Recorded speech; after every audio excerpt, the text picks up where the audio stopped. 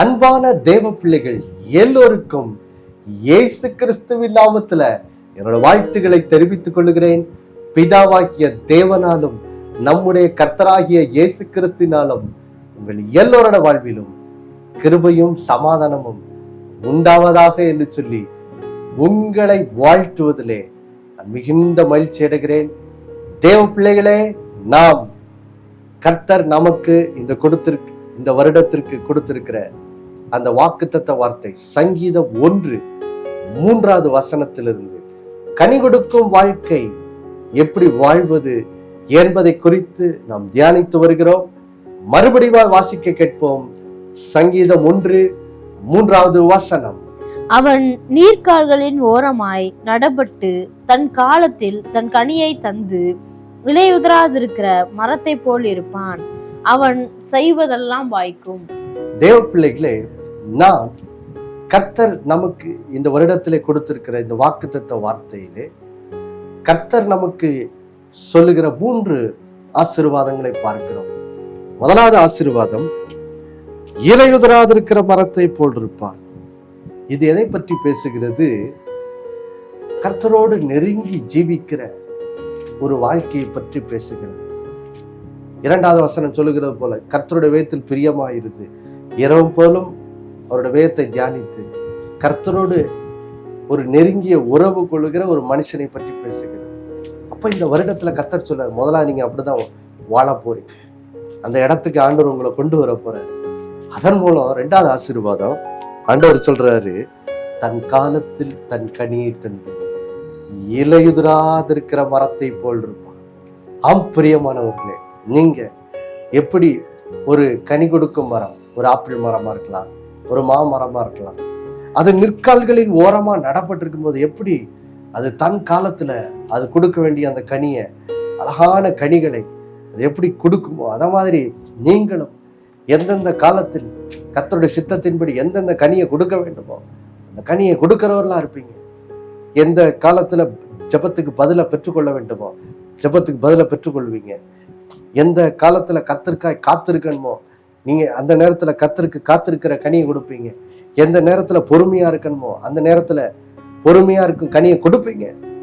தன் காலத்தில் தன் கனியை தருகிற மரத்தை போல் நீங்கள் இருப்பீர்கள். இதுதான் 2வது ஆசீர்வாதம். 3வது, நீங்க செய்வதெல்லாம் வாய்க்கும். கர்த்தருடைய சித்தத்தை நிறைவேற்றும்படி நீங்கள் செய்வது எல்லாம் வாய்க்கும். கடந்த ஆண்டுகள்ல கர்த்தருடைய சித்தத்தை செய்யும் போது பல தடைகள் வந்திருக்கலாம், சில காரியங்கள் வாய்க்காம போயிருக்கலாம். இந்த வருடத்திலே அது வாய்க்கும் என்று கர்த்தர் சொல்லுகிறார். இதுதான் கர்த்தருடைய வாக்குத்தத்தம். அப்போ தேவ பிள்ளைகளே, நாம் கடந்த சில வாரங்களாக இந்த கனி கொடுக்கும் வாழ்க்கை எப்படி வாழ்றது, குறிப்பாக கனி என்று சொல்ல போது இந்த வருடத்துல கர்த்தர் நமக்கு வாக்கு பண்ணுகிற 2 கனிகள் என்னவென்றால், நம்முடைய ஜெபத்துக்கு பதிலை பெற்றுக்கொள்ளும் கனி, அது முதல் கனி. 2வது, ஆவியின் கனி என்று சொல்லப்படுகிற கர்த்தருடைய சுபாவத்தை வெளிப்படுத்தும் என்ற 9 சுபாவங்கள். கலாத்தியர் 5:22-23 சொல்லப்பட்டிருக்கிற அது 9 சுபாவங்கள். அன்பு, சந்தோஷம், சமாதானம், நீடிய பொறுமை, தயவு, நற்குணம், விசுவாசம், சாந்தம், இச்சையடக்கம் என்றும் இது 9 தேவனுடைய சுபாவங்களை நடக்கும் கனியுள்ள வாழ்க்கை. இந்த 2 கனிகளையும் கர்த்தர் இந்த வருடத்திலே என்னோட வாழ்க்கையிலே கொடுக்கும்படி அவர் என்ன செய்ய போகிறார்? கிருபை செய்ய போகிறார். அப்போ இந்த கனி கொடுக்கும் வாழ்க்கைக்குள்ளே நாம் எப்படி பிரவேசிப்பது? அதுக்கு திறவுகோல் தான் சங்கீதம் 1:1 வசனமும் 2வது வசனமும் சொல்லி என்று நாம் பார்த்தோம். வாசிக்க கேட்கும். சங்கீதம் 1:1-2. துன்மார்க்கருடைய ஆலோசனையில் நடவாமலும் பாவிகளுடைய வழியில் நில்லாமலும் பரியாசக்காரர் உட்காரும் இடத்தில் உட்காராமலும் கர்த்தருடைய வேதத்தில் பிரியமாயிருந்து இரவும் பகலும் அவருடைய வேதத்தில் தியானமாயிருக்கிற மனுஷன் பாக்கியவான். பாருங்கள் தேவ பிள்ளைகளே, நாம் பார்த்தோம் இந்த கனி கொடுக்கும் வாழ்க்கைக்குள்ளே நம்முடைய ஜபங்களுக்கு பதில் பெறுகிற கனி, தேவனுடைய அந்த அன்பின் சுபாவங்களை வெளிப்படுத்தும் அந்த அந்த அன்புல, ஆண்டவருடைய சந்தோஷத்துல, ஆண்டவருடைய சமாதானத்துல, ஆண்டவருடைய பொறுமையில, ஆண்டவருடைய விசுவாசத்துல, ஆண்டவருடைய அந்த சாந்த குணத்துல அந்த நடக்கும், அந்த ஆவியின் கனியை கொடுக்கும் அந்த வாழ்க்கை. இந்த வாழ்க்கைக்குள்ளே நாம் பிரவேசிப்பதற்கு பாருங்கள் தேவ பிள்ளைகளே, ஆண்டவர் சொல்றாரு, முதலாவது சொல்றாரு, நாம் துன்மார்க்கரோட ஆலோசனை நடக்கக்கூடாது, பாவிகளுடைய வழியில் நிற்கக்கூடாது, பரியாசக்காரர் உட்காரும் இடத்தில் என்ன செய்யக்கூடாது, உட்கார கூடாது. இதுதான் முதல் காரியம் என்று சொன்னார். நம்ம கடந்த 2 வாரங்களாக இந்த துன்மார்க்கரோட ஆலோசனை நடவாமலும், பாவிகளுடைய வழியில் இல்லாமலும், பரியாசக்காரர் உட்காரும் இடத்தில் உட்காராமலும் சொல்லுகிற இந்த வசனத்தினுடைய அர்த்தத்தை நாம் என்ன செய்தோம், தியானித்தோம். இன்றைக்கு நாம் 2வது வசனத்துக்கு என்ன செய்ய போகிறோம், தியானிக்க ஆரம்பிக்க போறோம். அது என்னது, கர்த்தருடைய வேதத்தில் பிரியமாக இருந்து இரவும் பகலும் வேதத்தில் தியானமா இருக்கிற மனுஷன் வந்து பாக்கியவான் என்று எழுதியிருக்கிறதே. இந்த வசனத்தை நம்ம என்ன செய்ய போறோம், தியானிக்க போகிறோம். தேவ பிள்ளைகளே, நாம் கடந்த வாரத்திலேயே பார்த்தோம், இந்த 2வது வசனத்துல பாக்கியவான் என்று வருகிற வார்த்தை இந்த பழைய ஏற்பாடு எழுதப்பட்ட இந்த எபிரேய பாஷையில மற்றும் நீங்க ஆங்கில வேதாமத்துல வாசித்தீங்கன்னா இந்த பாக்கியவான் என்ற வார்த்தை என்ன செய்யுது, முதல்ல வருது. அப்போ இங்க சங்கீதக்காரன் எதை பற்றி பேசுகிறாரு, யார் வாழ்க்கையில உண்மையான பாக்கியவான். பாக்கியவான் என்றால் 2 அர்த்தம் சொல்லப்படுது. ஒண்ணு ஆங்கிலத்தில் இப்படியே வருது, ஆங்கில பைபிள்ல பாத்தீங்கன்னா பிளஸட் அப்படிங்கிற வார்த்தை வருது. அப்போ யார் ஆசீர்வதிக்கப்பட்டவன், அப்போ யார் வாழ்விலே சந்தோஷம் நிறைந்தவர்கள், அதான் அர்த்தம் பாருங்க. அப்போ இந்த எபிரேய பாஷையில இந்த பாக்கியவான் என்ற வார்த்தை ஆக்சுவலா பாக்கியவான்கள் அப்படின்னே வருது. யார் வாழ்க்கையில பாக்கியவான்கள், யார் வாழ்க்கையில பாக்கியவான்கள், அதுவும் அது எப்படி சொல்லப்பட்டிருக்குன்னா இப்படி சொல்லப்பட்டிருக்காங்க, பாரு யார் வாழ்க்கையில உண்மையான ஆசீர்வதிக்கப்பட்டவர்கள், யார் வாழ்க்கையில உண்மையான சந்தோஷம் நிறைந்தவர்கள், வா உனக்கு யாருன்னு சொல்ற அப்படின்னு சொல்லி சங்கீதக்காரன் நினைச்சுக்கிறான், சொல்றான பாருங்க. அப்படிப்பட்ட அர்த்தத்துலதான் பாருங்க இந்த பாக்கியவான் என்ற வார்த்தை எபிரேய பாஷையில என்ன செய்து வருது அப்படின்னு சொல்லிட்டு தான் அவர் சொல்றாரு. பொதுவா நம்ம யார் ஆசீர்வதிக்கப்பட்டவன்னு சொல்லுவோம் பாருங்க. பொதுவா உலக பிரகாரமா நம்ம யாராவது ஒருத்தர் நல்ல வீடு கட்டியிருந்தா பாருப்பா இவங்க ஆசீர்வதிக்கப்பட்டவர்கள், நல்லா யாராவது ஒரு நல்ல கார் வச்சிருந்தாங்கன்னா பாரு இவங்க நல்லா ஆசீர்வதிக்கப்பட்டவங்க, யாருக்காவது அதிக சம்பளம் வாங்க வேலை உடையவர்களா இருந்தா பாரு இவங்க ஆசீர்வதிக்கப்பட்டவர்கள் அப்படின்னு சொல்லுவோம். ஆனா சங்கீதக்காரன் சொல்றாரு, வா உனக்கு யார் உண்மையான ஆசீர்வதிக்கப்பட்டவன் காட்டுறேன் அப்படின்னு சொல்லி இங்க சொல்றாரு பாருங்க.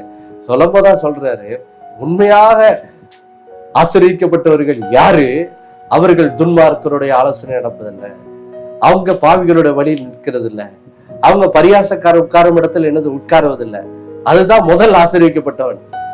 அப்ப அப்படிப்பட்ட ஒரு ஆளை பாக்குறீங்களா, அவங்கதான் முதலாவது என்னது ஆசீர்வதிக்கப்பட்டவங்க அப்படின்னு சொல்லிட்டு இப்ப 2வது வசனத்துல அடுத்தது ஆசீர்வதிக்கப்பட்டவனா யாரு அப்படின்னு சொல்லி காட்டுறேன்னு சொல்லி சொல்றாரு பாருங்க. இப்ப சொல்றாரு உண்மையாக வாழ்விலே ஆசீர்வதிக்கப்பட்டவர்கள் யாரா, அவங்க கர்த்தருடைய வேதத்தில் பிரியமா இருந்து இரவும் பகலும் அவருடைய வேதத்தில் தியானமா இருக்கிற மனுஷங்க தான் என்னது பாக்கியவான்கள், அவங்கதான் என்னது ஆசீர்வதிக்கப்பட்டவங்க, அவங்கதான் வாழ்க்கையில என்னது சந்தோஷம் நிறைந்தவர்கள் அப்படின்னு என்ன செய்யறாரு சொல்றாரு.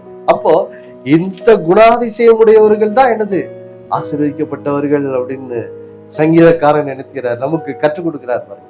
அப்போ தேவ பிள்ளைகளே, இந்த நாள்ல இருந்து இந்த 2வது வசனத்தினுடைய அர்த்தத்தை நம்ம என்ன செய்ய போறோம், பார்க்க போறோம். கர்த்தருடைய வேதத்தில் பிரியமா இருந்து இரவும் பகலும் அதில் தியானமா இருக்கிற மனுஷன் பாக்கியவான் எழுதி இருக்குது. இதனோட அர்த்தம் என்ன பாருங்கள் தேவ பிள்ளைகளே. இந்த நிகழ்ச்சியில நாம கர்த்தருடைய வேதத்தில் பிரியமா இருக்கிற மனுஷன் யார் அப்படிங்கிறத என்ன செய்ய போறோம், பார்க்க போறோம். பாருங்கள் தேவ பிள்ளைகளே,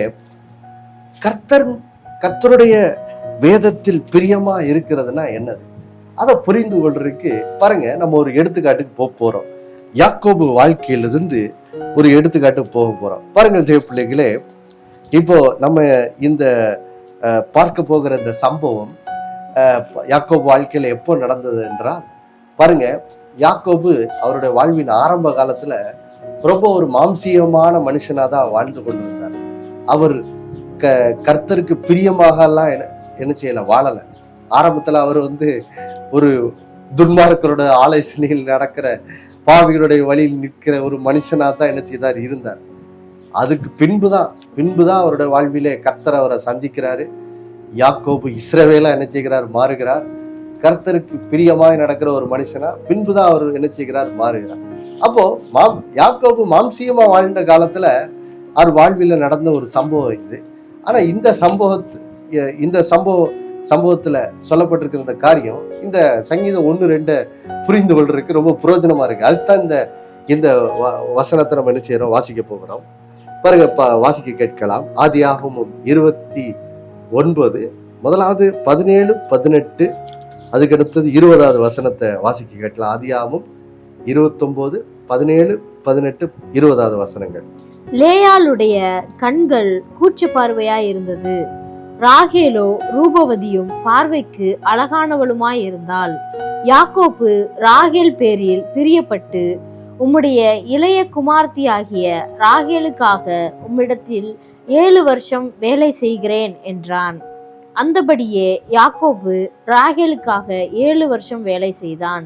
அவள் பேரில் இருந்த பிரியத்தினாலே அந்த வருஷங்கள் அவனுக்கு கொஞ்ச நாளாக தோன்றினது. பாருங்கள் தேவ பிள்ளைகளே, இங்கே யாக்கோபு வாழ்க்கையில ஒரு சம்பவத்தை பாருங்க. என்னது பாருங்க, யாக்கோபு அவரோட வாழ்வின் ஆரம்பத்துல ஒரு ஏமாற்றுகிற மனுஷனாக இருந்தார். அப்போ அதனுடைய விளைவாக பாருங்க, தன்னுடைய சகோதரனாகிய ஏசாவை ஏமாற்றி தன் தகப்பனாகிய ஈசாக்கினிடத்திலிருந்து ஆசீர்வாதத்தை என்ன செய்கிறார், பெற்றுக்கொள்கிறார். அப்போ இவர் இப்படி ஏமாற்றி அதை பெற்றுக்கொண்டதுனால அதோடைய விளைவினால இப்போ ஏசாவுக்கும் அவருக்கும் இப்போ என்ன செய்யுது, பிரச்சனை உண்டாது.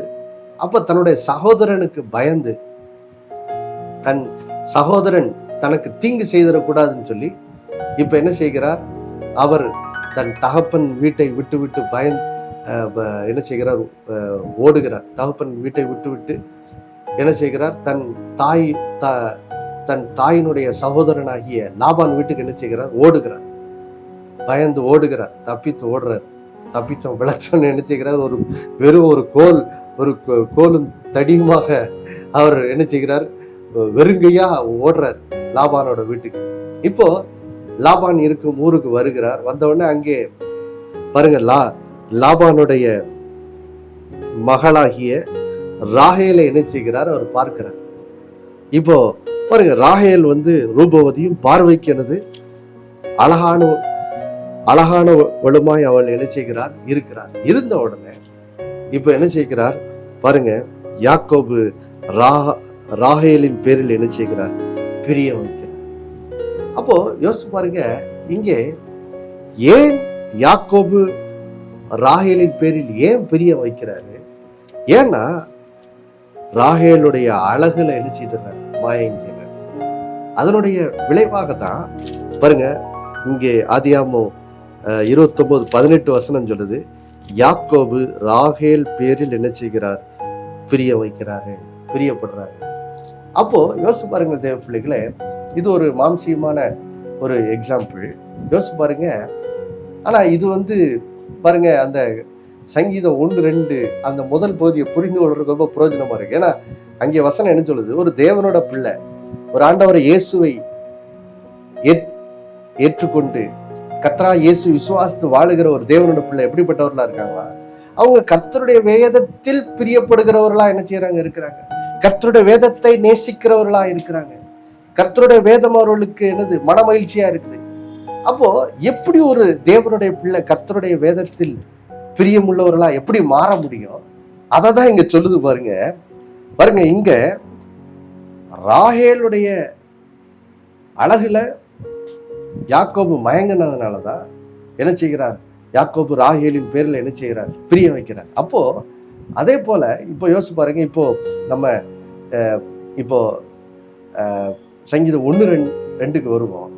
இப்போ ஒரு மனுஷன் பாருங்க கர்த்தருடைய வேதத்தில் பிரியமா இருக்கணும்னா பாருங்க, எப்படி ஒரு மனுஷன் கர்த்தருடைய வேதத்தில் பிரியமா இருக்க முடியும்? பாருங்க தேவ பிள்ளைகளே, கர்த்தருடைய வேதத்தில் பிரியமா இருக்கிறதுனா என்னது பாருங்க. இப்போ யோவான் 1:1 நம்ம வாசிப்போம் பாருங்க. யோவான் 1:1 அதிகாரம் 1வது வசனம். யோவான் எழுதின சுவிசேஷம் 1ஆம் அதிகாரம் 1வது வசனத்தை வாசிப்போம்.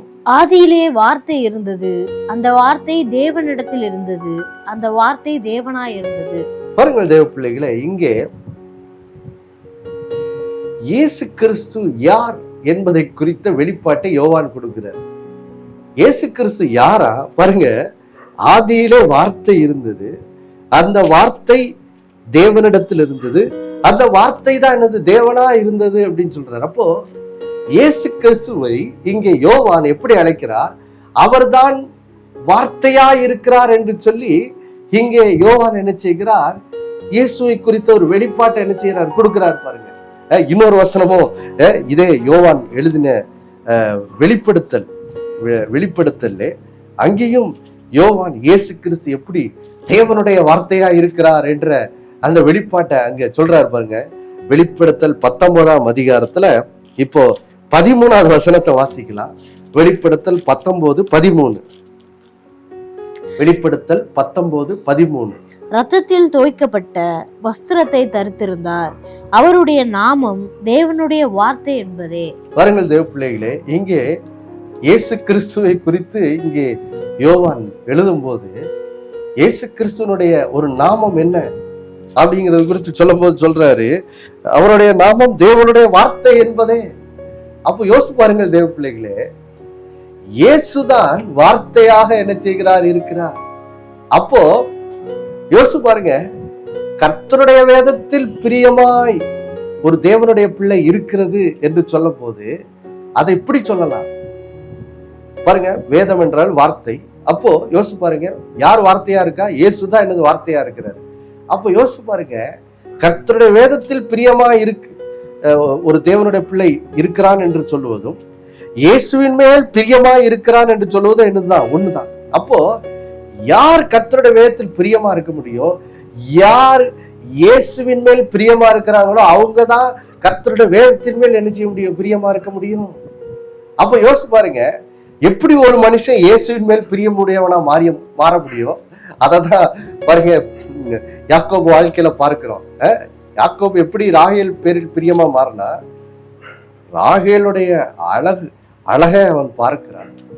அந்த அழகில் அவன் மயங்கும் போதுதான் என்ன செய்யறான்? ராகேல் பேரில் யாக்கோபு என்ன செய்யறாரு? பிரியமா மாறுறாரு. அப்ப அது ஒரு மாம்சீகமான எக்ஸாம்பிள். இப்போ ஆவிக்குரிய ரீதியில் நம்ம சொல்லலாம், எப்போ ஒரு மனுஷன் இயேசுவின் பேரில் பிரியமுடையவனா மாற முடியும்? எப்போ இயேசு கிறிஸ்து எவ்வளவு நம் பேரில் அன்பா இருக்கிறார் என்பதை ஒரு மனுஷன், குறிப்பாக இயேசு சிலுவையில அவர் எப்படி நம்மேல் அன்பு கூர்ந்து நமக்காக சிலுவையில அவர் எந்த அளவுக்கு பாடுபட்டு மரித்தார் என்ற அந்த அன்பை ஒரு மனுஷன் விளங்கி கொள்ளும் போதான் பாருங்க, ஒரு மனுஷன் இயேசுவின் பேர்ல என்ன செய்ய முடியும்? பிரியமா மாற முடியும். அப்போ இயேசுவினுடைய அன்பை புரிந்து கொண்டு இயேசுவின் பேரில் பிரிய வைக்க போது, இயேசு யாரு? தேவனுடைய வார்த்தையா இருக்கிறாரு. அப்போ இயேசுவின் பேர்ல ஒரு மனுஷன் பிரியமா மாறும் போது அவன் கர்த்தருடைய வேதத்தின் பேர்ல என்ன செய்கிறான்? பிரியமுடையவரா மாறுகிறான். அப்போ யோசித்து பாருங்கள் தேவ பிள்ளைகளே, அப்போ ஒரு தேவனுடைய பிள்ளை கர்த்தருடைய வேதத்தின் பேரிலே பிரியமுடையவர்களா மாறணும்னா அவங்க இயேசு சிலுவையிலே நம் பேரில் எப்படி அன்பு கூர்ந்து அவர் நமக்கா எவ்வளவு பாடுபட்டார் என்பதை ஒரு மனுஷன் என்ன செய்யணும்? புரிந்து கொள்ளும் போதுதான் இயேசுவின் பேர்ல அன்பா என்ன செய்ய முடியும்? பிரியமுடையவனா என்ன செய்ய முடியும்? மாற முடியும். அப்போ பாருங்கள் தேவ பிள்ளைகளே, அதை புரிந்து கொள்வதற்கு பாருங்க, இயேசு சிலுவையிலே எப்படி நம் பேரில் எப்படி தம்முடைய அன்பை வெளிப்படுத்தினார் என்பதை நம்ம புரிந்து கொள்வோம். பாருங்க, அதுக்கு இப்போ 1 யோவான் 4ஆம் அதிகாரம் 8, 9, 10 வசனங்களை நாம் வாசிக்க கேட்போம். பாருங்க, அன்பில்லாதவன் தேவனை அறியான், தேவன் அன்பாகவே இருக்கிறார். தம்முடைய ஒரே பேரான குமாரனாலே நாம் பிழைக்கும்படிக்கு தேவன் அவரை இவ்வுலகத்திலே அனுப்பினதினால் தேவன் நம்மேல் வைத்த அன்பு வெளிப்பட்டது. நாம் தேவனிடத்தில் அன்பு கூர்ந்ததினால் அல்ல, அவர் நம்மிடத்தில் அன்பு கூர்ந்து நம்முடைய பாவங்களை நிவர்த்தி செய்கிற கிருபாதார பலியாக தம்முடைய குமாரனை அனுப்பினதினாலே அன்பு உண்டாயிருக்கிறது. பாருங்கள் தேவ பிள்ளைகளே, இங்கே இயேசு கிறிஸ்து நமக்காக சிலுவையிலே அவர் பட்ட பாடுகளின் மூலம் எப்படி தம்முடைய அன்பை வெளிப்படுத்தினார் என்பதை குறித்து வேதம் அழகா சொல்லுது. பாருங்க இங்க வேதம் அழகா சொல்லுது, தேவன் அன்பாகவே என்ன செய்கிறார்? இருக்கிறார். 1 யோவான் 4:8. தேவன் அன்பாகவே என்ன செய்யறார்? இருக்கிறார். அவர் அன்பாகவே இருக்கிறதுனால தேவன் எப்படி தம்முடைய அன்பை வெளிப்படுத்தினாரா? பிதாவாகிய தேவன் எப்படி தம்முடைய அன்பை வெளிப்படுத்தினாரு? தம்முடைய ஒரே பேரான குமாரனாலே நாம் பிழைக்கும்படிக்கு தேவன் அவரை உலகத்தில் அனுப்பினதினால் தேவன் நம்மேல் வைத்த அன்பு என்ன செய்து வெளிப்பட்டது. அப்போ யோசிச்சு பாருங்கள் தேவ பிள்ளைகளே, ஆண்டவர் பாருங்க, தேவன் நம் பேரில் வைத்திருக்க அன்பை முதலாவது எப்படி வெளிப்படுத்துறாரு பாருங்க. இயேசு இந்த உலகத்துக்குள்ள மனுஷனா வந்து பிறந்தாரு. அதுதான் தேவன் நம் பேரில் வைத்திருக்கிற அன்பினுடைய முதல் வெளிப்பாடா என்ன செய்து இருக்கிறது. ஏன்னா யோசித்து பாருங்கள் தேவ பிள்ளைகளே, இயேசு இந்த உலகத்துல ஒரு பாலகனா வந்து பிறந்தார். அதை தான் நம்ம கிறிஸ்துமஸா கொஞ்ச நாளைக்கு முன்னாடி கொண்டாடணும். அது வந்து ஒரு சாதாரண காரியம் இல்லை பாருங்க. ஏன்னா தேவன் யாரா பாருங்க, பழைய ஏற்பாட்டுல ஏசாயா சொல்றாரு, தேவன் எப்படிப்பட்டவரா? வானம் அவருடைய சிங்காசனம், பூமி அவருடைய பாதப்படியாம் பாருங்க. அப்போ நம்முடைய தேவன் யாரு? அவர் சர்வ வல்லவர், அவர் உன்னதமானவர். உன்னதமானவர்னா அவர் மகா பெரியவரா இருக்கிறாரு. யோசிச்சு பாருங்க, அவர் உண்டாக்கிய அந்த வானங்களை நோக்கி பாருங்க, எவ்வளவு பெரிய வான விரிவு பாருங்க, எத்தனை நட்சத்திரங்கள், வானம் எவ்வளவு பெரிதா இருக்குது. யோசிச்சு பாருங்க, அவர் தேவன் உண்டாக்கிய வான விரிவே இவ்வளவு பெருசா இருக்கு. இவ்வளவு நட்சத்திரங்கள் அவர் உண்டாக்கி வைத்திருக்காருன்னா, அதுவே இவ்வளவு பெரிதா இருக்குதுன்னா, அதை உண்டாக்கிய தேவன் எவ்வளவு பெரியவரா இருப்பாரு, எவ்வளவு சர்வ வல்லவரா இருப்பார் பாருங்க. அப்ப அவ்வளவு பெரிய சர்வ வல்லமுள்ள தேவன் ஒரு சாதாரண பாலகனாக, குழந்தையாக இந்த உலகத்துல வந்து பிறக்கிறது தான் அது ஒரு ஆச்சரியமான காரியம், விந்தையிலும் விந்தை.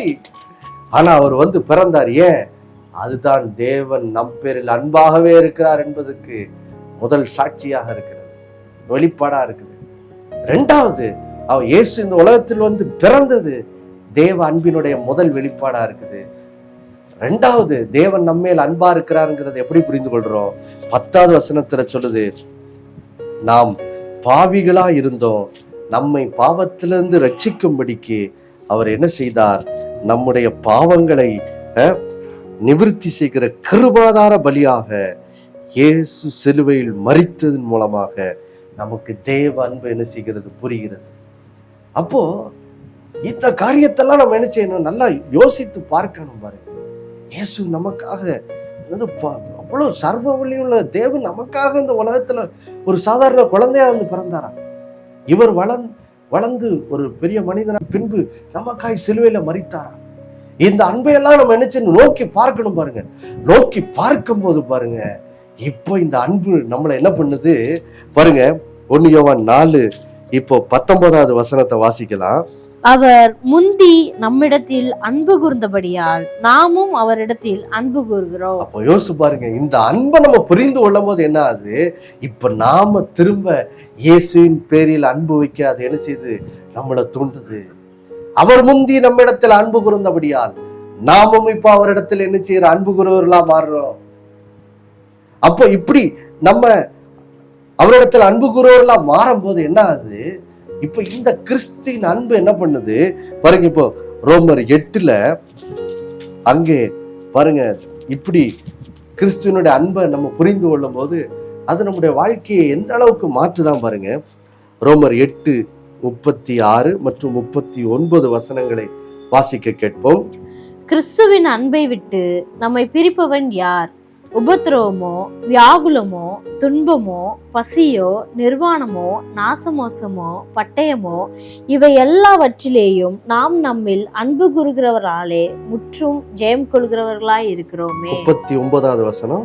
உயர்வானாலும் தாழ்வானாலும் வேற எந்த சிருஷ்டியானாலும் நம்முடைய கர்த்தராகிய கிறிஸ்து இயேசுவில் உள்ள தேவனுடைய அன்பை விட்டு நம்மை பிரிக்க மாட்டாதென்று நிச்சயித்திருக்கிறேன். அப்போ பாருங்கள் தேவ பிள்ளைகளை, எப்போ அந்த கிறிஸ்துவனுடைய அன்பு நமக்கு விளங்குதோ அப்போ வாழ்க்கையில என்ன பிரச்சனை, போராட்டம், சோதனை வந்தாலும் பாருங்க, வேதவசனம் சொல்லுது, கிறிஸ்துவின் அன்பை விட்டு நம்ம பிரிப்பவன் யார்? எந்த பிரச்சனை, போராட்டம் எதுவும் நம்மளை என்ன செய்யாது? கர்த்தராகிய கிறிஸ்து இயேசுவில் உள்ள தேவனுடைய அன்பை விட்டு நம்மை பிரிக்க மாட்டாது என்று நிச்சயித்திருக்கிறேன் போல் சொல்றார்.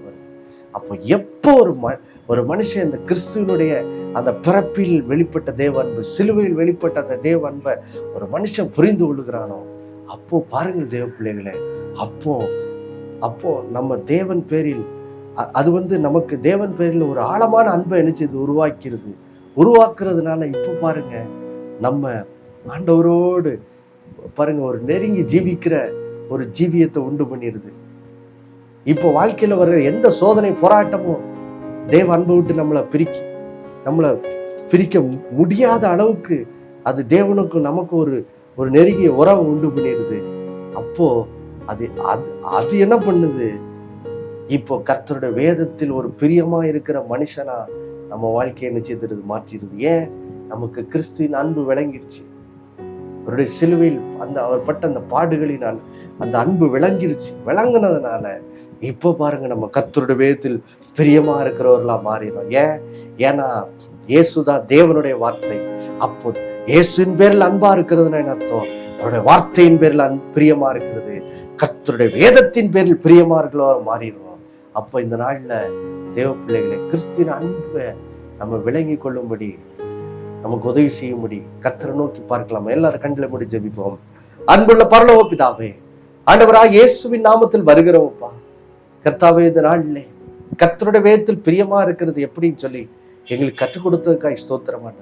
எப்போ இயேசுவினுடைய பிறப்பில் வெளிப்பட்ட தேவ அன்பை நாங்கள் புரிந்து கொள்கிறோமோ, எப்போ இயேசு சிலுவையில எங்களுடைய பாவங்களை நிவர்த்தி செய்கிற கிருபாதாரா பலியாய் மரித்தாரே, அந்த அன்பை எப்போ விளங்கி கொள்கிறோமோ, அப்போ நாங்க தேவனிடத்தில் ஆழமாய் அன்பு கூறுவர்களாய் மாறுகிறோம். வாழ்க்கையில வருகிற சோதனை, போராட்டங்கள், பிரச்சனைகள் எங்களை அந்த அன்பை விட்டு பிரிக்க மாட்டாது என்று சொல்லி வேதம் சொல்லுகிறது. அந்த அளவுக்கு நாங்கள் தேவனை நேசிக்கிறவர்களா, இயேசுவை நேசிக்கிறவர்களா எங்கள் வாழ்க்கை மாற்றப்படுகிறது என்று சொல்லி பார்த்தோமே. அதனால் அப்படிப்பட்ட அந்த அன்பை புரிந்து கொள்ளும் போது நாங்கள் கர்த்தருடைய வேதத்தில் பிரியமா இருக்கிறவர்களா எங்கள் வாழ்க்கை மாறுது என்று சொல்லி பார்த்தோமே. அதனால் இந்த நாளிலே நிகழ்ச்சியை பார்த்து கொண்டு ஒவ்வொருத்தரும் அந்த சிலுவையில் வெளிப்பட்ட அந்த தேவ அன்பு, இயேசுவினுடைய பிறப்பில் வெளிப்பட்ட அந்த தேவ அன்பு புரிந்து கொள்ளும்படி இந்த பிள்ளைகள் ஒவ்வொருத்தருக்கும் ஒரு பிரகாசமுள்ள மனக்கண்களை கொடுங்கப்பா. இந்த அன்பை விளங்கி கொள்ள பரிசுத்த ஆவியானவர் அவர்களை சகல சத்தியத்துக்குள்ள நடத்தட்டும் ஆண்டவரே. அதன் மூலம் உடைய பிள்ளைகள் கிறிஸ்துவின் அன்பை புரிந்து கொண்டு அவரை ஆழமாய் நேசிக்கிறவர்களாய் உங்களுடைய பிள்ளைகளுடைய வாழ்க்கை மாற்றப்பட ஜெபிக்கிறோம். அதன் மூலம் கர்த்தருடைய வேதத்தில் பிரியமாய் இருக்கிறவர்களாய் இந்த பிள்ளைகளுடைய வாழ்க்கை இந்த வருடத்திலே மாற்றப்பட ஜெபிக்கிறோம். அப்படி அருளி செய்ததற்காக நன்றி. யாரெல்லாம் நம்முடைய பல பிரச்சனைகளோடு இந்த நாளில் வாழ்ந்து கொண்டிருக்கிறார்களோ அவர்களுக்கெல்லாம் இயேசு நாமத்தில் ஒரு அற்புதம் நடக்கட்டும் ஆண்டவரே. நடந்து அவர்களுக்கு ஒரு விடுதலை உண்டாகும்படியாய் ஜெபிக்கிறோம். இயேசுவின் நாமத்தில் வேண்டிக் கொள்கிறோம் நல்ல பிதாவே, ஆமென். மறுபடியும் அடுத்த வாரம் உங்களை சந்திக்கும் வரை உங்களுக்கு நினைப்பூட்டுகிறேன், இயேசுவே ஆண்டவர். ஒவ்வொரு நாளும் அவர் மேல் விசுவாசம் வைத்து வாழுங்கள். ஆமென்.